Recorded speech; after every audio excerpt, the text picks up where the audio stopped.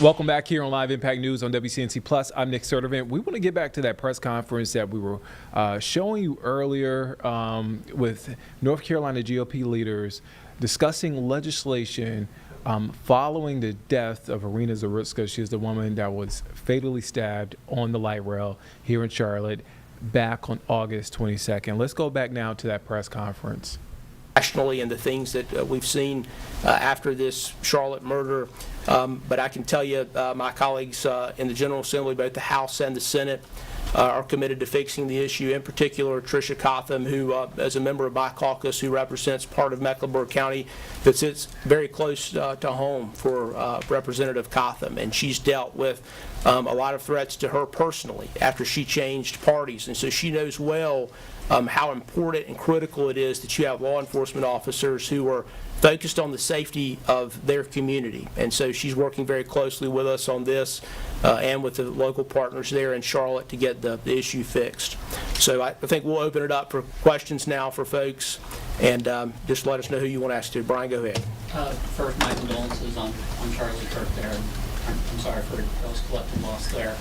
I wanted to ask Chairman Watley or Senator Berger about the task force that Cooper had assembled in 2020, I believe.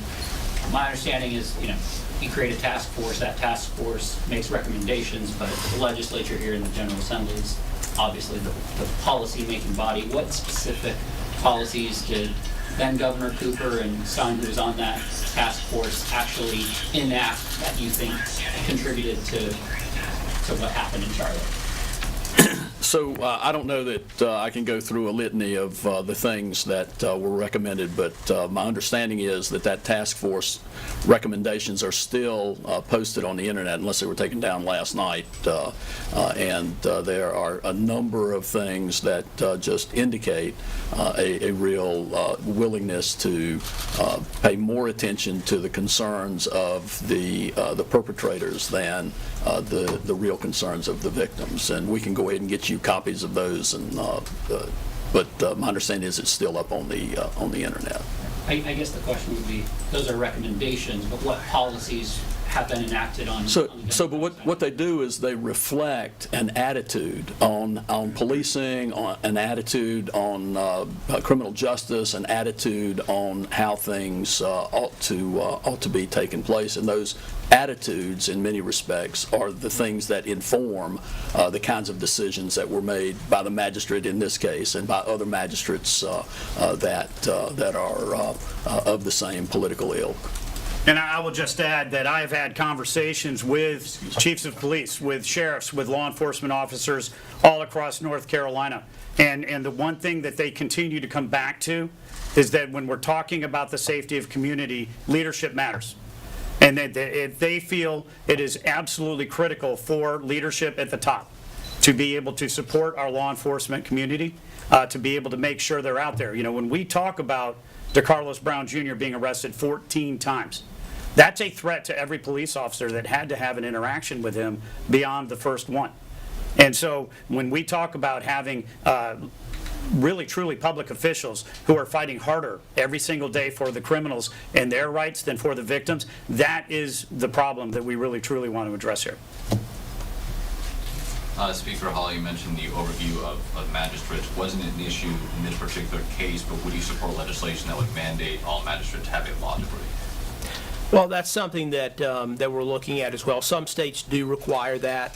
Right now, the way our law is set up, magistrates have quite a bit of discretion, and there's a process that they go through with the clerk and the resident senior superior court judge to appoint them, but they have a lot of discretion in given cases. And in the past in this state, that's worked, but it's clearly not working anymore. And as Senator Berger said, I think it's this sort of the general idea that when you hear from the governor's office that we're recommending, this task force recommends a cashless bail system, and you have magistrates who have a lot of discretion in the cases they're dealing with, you can see how in some areas where those magistrates may begin to believe, well, we ought to move towards more of that sort of system, and they have the discretion to let somebody out on a written promise to appear.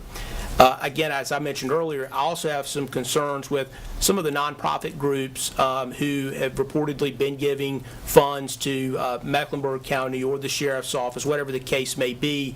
Many of those groups have one of their stated goals being ending cash bail or otherwise, keeping people out of the jail instead of in jail waiting for trial. And so, ultimately, no matter if you have somebody there with a law degree or not, if there's wide discretion in a given case, you're going to have circumstances where mistakes maybe are made. And so that's why we're looking closer at some mandates on folks who have violent felony convictions, like the individual in this case, saying in those cases that a written promise or a cashless bail is just simply not an option. The other thing that our law currently does, in certain cases, it requires an actual judge. So a district court judge in most cases requires them to make the decision on pretrial conditions of release. That's the case often in domestic violence cases.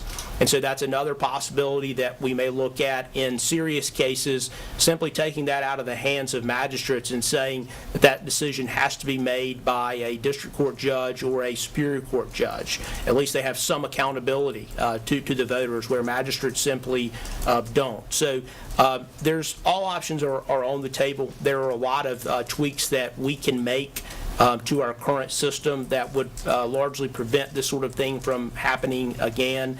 And look, I'm hopeful we'll have a bipartisan solution on that. We did in the past the Pretrial Integrity Act, but I can just tell you we're going to do all we can in this upcoming legislation. We'll be back here in a couple of weeks, and so not a quick turnaround to be able to get all that together. And this is going to be an ongoing issue, but we're trying to strike to the heart of the problem and make sure this doesn't happen again. Yeah, if I could follow up on that, I think if the focus is on credentials, I think we're missing what the real problem there is, and the real problem there is the attitude that results in the kind of discretion that gets utilized. And so what I think we need to do is reduce the ability of some magistrates to have that broad discretion that they currently have, and make sure that we get a little more consistency in terms of the decisions that get made. You shouldn't have to have that sort of thing. You would hope that people that have good, solid, common sense judgment are occupying those positions, regardless of whether they have a law degree or any other credential. Excuse me. Are there specific measures that you're looking at so I know the bill's not out yet. We've just had, 2 really high-profile public violence. If there's something that addresses both the security at the light rail, not just the person charged, and then with the Charlie Kirk assassination, just these general public spaces and people having these fears of violence, and what security measures are there, or why would any new laws be needed for just the broader rest of us? Yeah. So I know I've had some conversations with folks in Charlotte, and I know the speaker is as well, and I'm pretty sure that Michael has. One of the problems is he would not have been on the light rail if they had been enforcing the requirement that you have to pay a fare. So those are the sorts of things that I'm hopeful that the folks in Charlotte will start to address in a meaningful way. And the conversations I've had lead me to believe that they are at least having those conversations. So there are a lot of those sorts of things. I don't know. We're going to look at everything. Whether or not the package that we come up with will actually specifically address that sort of thing or not. In that way, I just couldn't say. And then as far as public spaces and places where people are having events, I think in some respects our ability to to legislate specific rules about that kind of thing are severely limited. I like to tell folks that in many respects legislation is a very blunt instrument at times. I think people need to be aware of the need to have security available, and our local law enforcement obviously needs to be consulted whenever anybody is planning to have an event that draws a sizable crowd. Are either of you concerned about your own safety and of other, political figures when you're in spaces, outside this building? So I'll speak to that. We have a great group here, the General Assembly Police, who work close with, for every member, their local law enforcement officials, and they monitor things that come in. And so, we take those things seriously, and we do that really in a bipartisan way. I think the Representative Reeves would tell you that we've communicated with him in the past on issues that have come up, and we don't let any partisanship get in the way of safety. And so, the other thing that I think it's critical that we look at in this state in particular is our involuntary commitment rules. Nationally, over the course of probably the last 20, 30, 40 years, there's been more of a movement to people not being in mental health hospitals. And so it's become the case that today in most states, it's extremely difficult to have someone involuntarily committed. So we need to take a close look at that and what we need to do to make sure that folks who don't need to be out on the street, who need to be in a hospital somewhere, that can happen. And so that's a longer-term conversation. There might be some low-hanging fruit there that we can go ahead and do. But ultimately, I look at my role as Speaker. I have some duty to do what I can to protect the safety of all the members of the House. And whether that's Republican or Democrat, when any sort of perceived threat comes in, we act quickly. Give them all the resources that they need, but fundamentally, it's a sad day in this country when we're dealing with issues like that, where you have to worry about that sort of thing and what we saw yesterday. And it's a different country today than it was, frankly, yesterday. And it's coming on the right here on the anniversary of September the 11th, and it's not clear what this will mean for this country and this state. But what I know is it's going to take really folks on both sides and leaders on both sides stepping forth, and simply repudiating any sort of political violence whatsoever. That's not the way that we handle disputes in this country. We handle disputes through our words and at the ballot box. And so anything that we need to do to keep people safe, we're going to do. We need final question. I know Gary's been waiting. Thank you. Have there been conversations with Governor Steiner or his administration about this particular package, or will there be? Do you have hope that you can work out something that can get some bipartisan support? So I'll speak to that because I spoke to Governor Stein for a while yesterday, and Senator Berger and I met with him briefly this morning. The short answer is yes. I'm hopeful that we can reach some sort of bipartisan solution. I hope that the politics of it don't get in the way of us being able to put something into law, statewide anyway. If it does, maybe we look at the local bill route to deal with some of the problem counties in the state where we don't have to worry about a veto. But our goal right now is to have a bipartisan solution. There's precedent for that, again, on the Pretrial Integrity Act. And so I don't know for sure yet what the specifics will be and where the governor may disagree on those things. But we know we need to act quickly, and I think anyone would understand that, including the governor. And so my hope is that we'll be able to get something done with him. I'm sorry, just follow up. The discussion yesterday and this morning included this. Yesterday, for sure, yeah. He and I had a lengthy discussion with him yesterday on a number of these things, and so I'll let Senator Berger speak to the rest as to his discussions.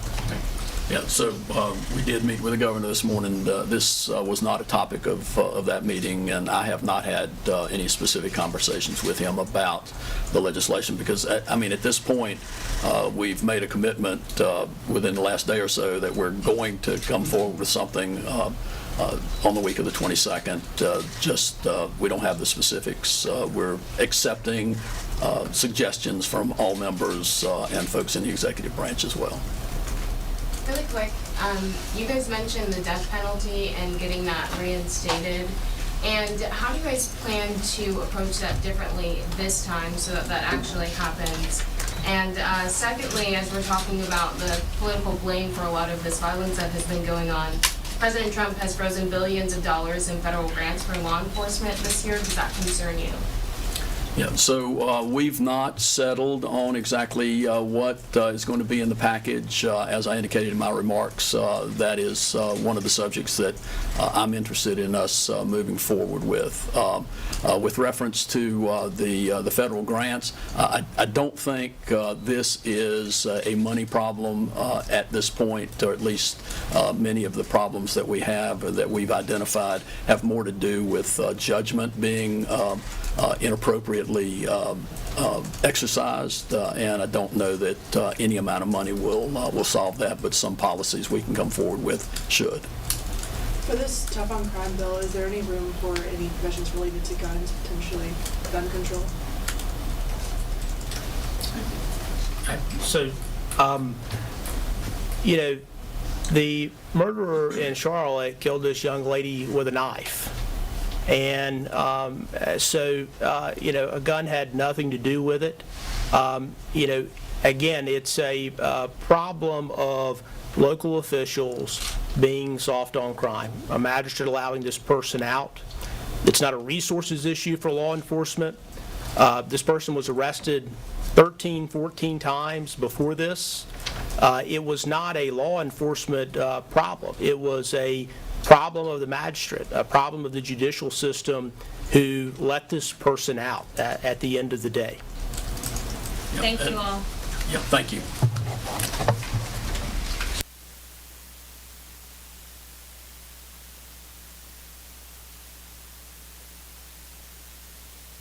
All right, so you're watching Live Impact News on WCNC Plus. I'm Nick Sturtevant. That is the press conference from North Carolina lawmakers from the GOP announcing legislation, discussing legislation following the death of Iryna Zarutska, the young woman that was fatally stabbed on the light rail. Again, this is a story that has brought up a lot of conversation on different fronts when it comes to public safety, when it comes to safety on transit, and all different things that has sparked conversation, not only here locally, but across the nation. Our Jesse Pierre is following the story for us as far as the fatal stabbing, and she'll have a live report at 4 and 6 o'clock this evening.